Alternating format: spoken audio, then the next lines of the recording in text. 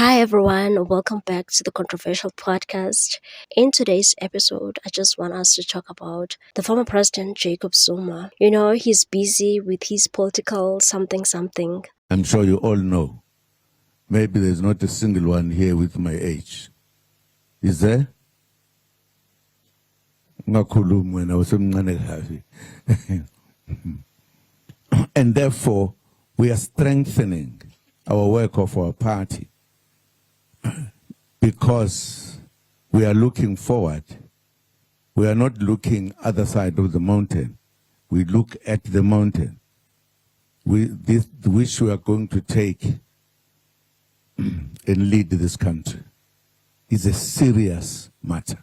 We have decided to have one of our cadres who have been with for years.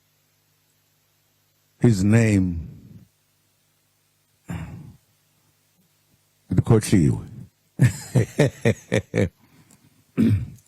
That comrade of ours who's going to join us at the leadership, the top leadership, is Tony Yengeni. Khuphuka mfana kithi uzosijoyina la.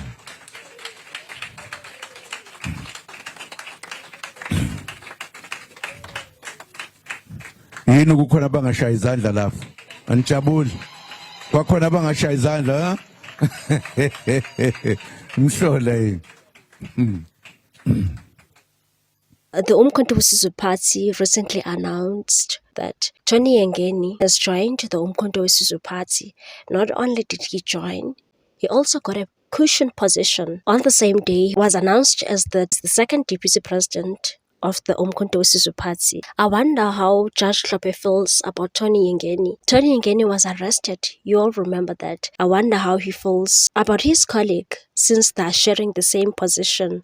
And Tony Yengeni, we know Tony Yengeni is not clean. Tony Yengeni was arrested and was sentenced to 4 years, if you still remember that case. Tony Yengeni was sentenced to 4 years in prison for defrauding parliament, and he pleaded guilty to fraud so that he can make a plea agreement with the state. And the charges were related to a 47% discount he received on a luxury 4x4 Mercedes-Benz. You remember that car? That was back in 1998. That was a long time ago, but you know, this guy is controversial. The magistrate who was passing the sentence at the time was Magistrate Bill Moises, and he said what makes the crime even more serious is the planning and ongoing deceit after the benefit became public knowledge. You held this court at ransom for a long time with all sorts of fanciful defenses. The trial was a lengthy and costly expedition, and taxpayers' money was wasted. So you all remember that scandal of Tony Yengeni. It seems like President Jacob Zuma likes them controversial. Hey, there's Lucky Montana, who's the member of parliament representing the Umkhonto weSizwe Party. I'm talking about Lucky Montana, who was the former boss of PRASA. And you know what happened? PRASA totally collapsed under his nose, and he's denying all of that. And it's not only that, SARS is gunning for Lucky Montana, and apparently he's owing about 15 million rand. So I don't know, guys, what do you think about this guy, Tony Yengeni? How does the Umkhonto weSizwe Party members feel about Tony Yengeni? Are they happy? I know Tony Yengeni represented Jacob Zuma in the ANC's disciplinary hearing. I know that one. I know Jacob Zuma loves him. But what do you think about this? Is Judge John Hlophe happy about it? Because I had some rumors, you know, but I cannot confirm something that I had on social media and say, you know what, it's true. But it seems like they're not getting along. So I don't know if it's true. Maybe the former president is up to something, hey, because he shocked everyone in the 2024 elections. He's the first man who destroyed the African National Congress. For the first time since 1994, ANC lost votes and they got like 40%. They couldn't lead because they needed like 51% in order to lead. So we're in a GNU government because Jacob Zuma decided to destroy the African National Congress. And I like what he did because we cannot allow ANC to govern. Like honestly, we can't allow ANC to govern anymore. He really did a great thing there. ANC is in a coalition.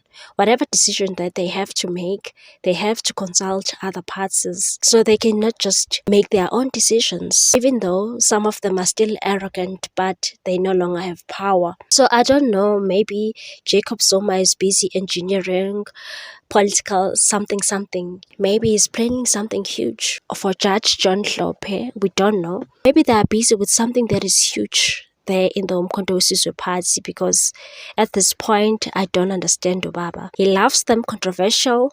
Thank you very much for that.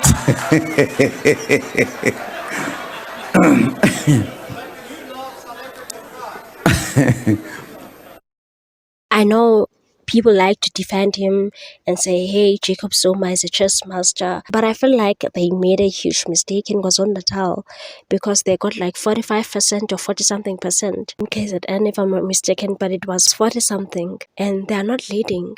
The NFP, IFP, DA, ANC in KwaZulu-Natal excluded the Umkhonto weSizwe Party. They are not in the provincial government unity.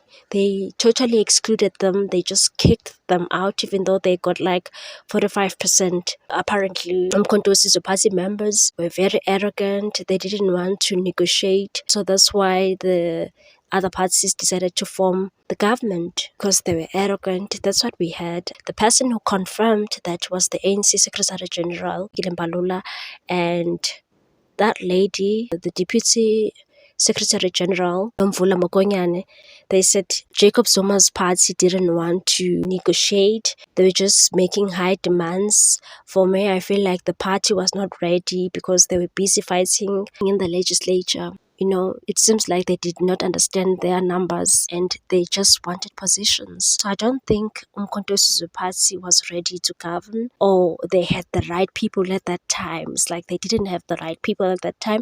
So I don't know. Do you think Ubaba is busy engineering the political something? Because even that stockpile of Maibuye has collapsed. We've got people from Umkhonto weSizwe Party who are busy spying the Maibuye. Floyd was very arrogant, insulting the EFF people, insulting the Umkhonto weSizwe people. Apparently, they are saying he's arrogant. The deputy president of the Maibuye, Nolubabalo Ncenga, was angry because she was removed, and she was speaking on News from Africa and said Floyd is very weak, he's arrogant, and I don't think that woman should be trusted, because when Floyd Shibambo was having issues at the Umkhonto weSizwe Party, she was behind him, hyping him and all of that. You know what she said, why she left Umkhonto weSizwe Party? When she was asked about why she left Umkhonto weSizwe Party, she said she was just controlled by emotions.